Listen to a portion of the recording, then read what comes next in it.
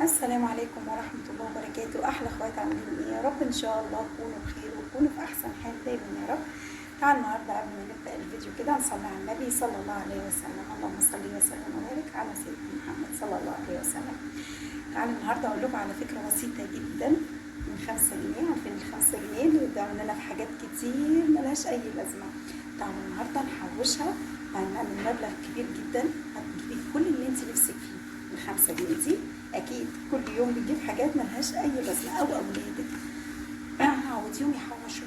ال5 جنيه ديت ممكن هما لو انتوا يعني اولادك بيطلعوا كده بره كتير ويجيبوا حاجات تروح في شيبسي في كاراتيه في حاجات اصلا هتضرهم ملهاش اي لازمه. احنا عايزين ال5 جنيه دي نحوشها ونجيب حاجه ليها فايده، حاجه ليها قيمه تنفعك.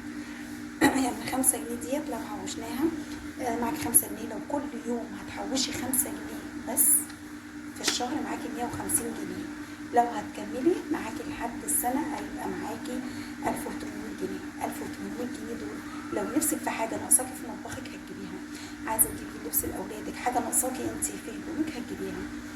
فانت تكوني حاطة في دماغك فكرة معينة أو حاجة معينة انت عايزاها، فهتركني كل يوم حاجة لكده. يعني عايزة تركني 5 جنيه 10 جنيه 20 جنيه طبعا مقدرتك انت. طبعا انت ممكن تقولي ممكن ادخل لهم جمعيه عادي، ممكن تدخلي جمعيه عادي، بس طبعا الجمعيه انت هتدفع كل شهر مش كل يوم، فبتكون تقيله شويه، هتكون تقيله عليك. وبعدين انت مش واثقه مين اللي انت داخله معاه الجمعيه، ما كنتش واحده انت عارفاها بقى اختك واحده حبيبتك قوي وانت عارفه هتدخلي الجمعيه وهتقبضيها بكام والوقت اللي انت عايزاها فيه. فطبعا احنا بقى بدل ما نعمل ده كله ونقول جمعيه او حاجه، لا انا بجيب علبه او حصاله او اي حاجه عندي انا مش عايزاها، فبحط فيها كل يوم 5 جنيه. معايا اكتر بحط لان دي بتاعتي انا اصلا. بجيب ورقه واسطرها مثلا زي كده. دي طبعا الورقه مش انا اللي عاملاها، ابن اختي زياد، ربنا يبارك فيه يا رب ويوفقه وينجحه دايما يا رب. هو وكل ولادنا وكل ولاد اخواتي كلهم غاليين عندي قوي والله، ربنا يبارك فيهم كلهم يا رب، اللهم امين. فقلت له اعمل لي الورقه دي تاريخ والفلوس اللي انت هتدفعيها، ممكن تكتبي وممكن تكبري دماغك ايه عن المبلغ. يعني انت خليكي في مثلا 5 جنيه او حاجه، فانت هنا هتكتبي التاريخ، مثلا انت بادئه مثلا من يوم 1/8، هتكتبي هنا التاريخ 1/8 وتكتبي مثلا الصح، او تكتبي 5 جنيه او 10 جنيه المبلغ اللي انت هتحطيه. فانت هتبقى انت عارفه كده انت حوشتي كام خلال 10 ايام، انت حوشتي كام 30 يوم حوشتي كام، فانت عامله حسابك. فانت كل شهر ممكن تعملي ورقه زي كده، او هي مش عارفه هي 15 يوم ولا 10 ايام، مش فاكره والله، مش عارفه اعمل قد ما عدتهاش بقى، فمش قاعده معاك عشان ما تضيعش الوقت. بس فالمبلغ اللي انت عايزاه، عايزه 10 جنيه عايزه 5 جنيه عايزه 20 جنيه، المبلغ اللي انت عايزاه زي ما انت ما حابه تحطيه. انا بقى بعمل ايه؟ انا محدده لنفسي ال5 جنيه بس، 5 جنيه بس. بس لو معايا اكتر، يعني النهارده انا معايا 10 جنيه، نفترض مثلا 5 جنيه دي هتروح معايا مثلا هجيب حاجة أنا يعني عادي ممكن أستغنى عنها، فباخد ال5 جنيه دي وأروح حطها في الحصالة. ال10 جنيه اتبقت معايا، مثلا جبت خضار طلع معايا رخيص النهاردة، أو جبت من عند واحدة الخضار بتاعها أرخص من أي حد تاني، أو سوبر ماركت وجبت حاجتي أرخص من أي حد تاني، اتبقى معايا 10 جنيه، اتبقى معايا 20 جنيه، أنا بحطها. يعني أنا بحط بزيادة مش بحط ال5 جنيه بس. فانتي على قد مقدرتك على قد ما تقدري تحطي، فانت لو 10 جنيه يعني في الشهر 300 جنيه، فيديكي مبلغ اكتر. يعني معاكي في السنة هيبقى 3600 جنيه تقريبا. لو 10 جنيه 20 جنيه قد معاكي اكتر، يعني كل ما تزودي كل ما يبقى معاكي مبلغ اكتر تعملي بيه اللي انت عايزاه. انا طبعا عامله الفكره دي من زمان، بقالي فتره بعملها. فادي دي الحصاله بتاعتي او العلبه بتاعتي. هي دي علبه بتتباع بتبقى موجوده في المحلات، بيبقى فيها البان او تقريبا بريات. انا لقيتها عند اختي فاتحه محل فاخدتها منها، قلت لها عايزاه بس على شكل حصاله. بس فانا طبعا بحوش الفلوس، طبعا هنا هتلاقوا في 100، هتلاقوا الميات دي انا لا بفك فلوس بصراحه، يعني مش حاطه ميات. يعني مثلا لو انا محتاجه فكه فباخد المية السليمه لانها سهله، هي بتتفتح وتتقفل سهل عادي خالص.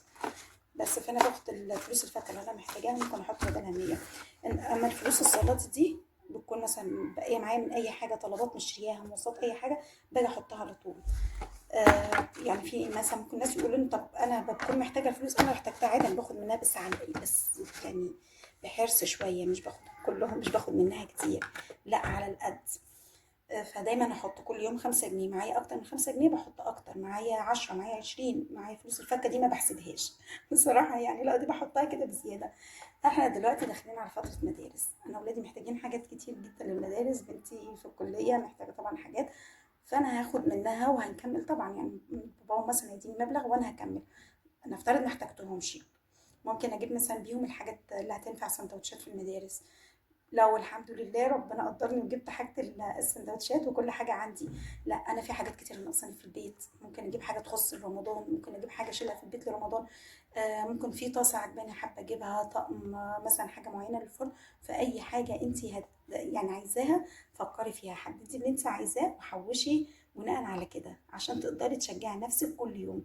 لو انت طبعا ما بتتشجعيش لازم حد يشجعك، ممكن تعملي كده مع اولادك.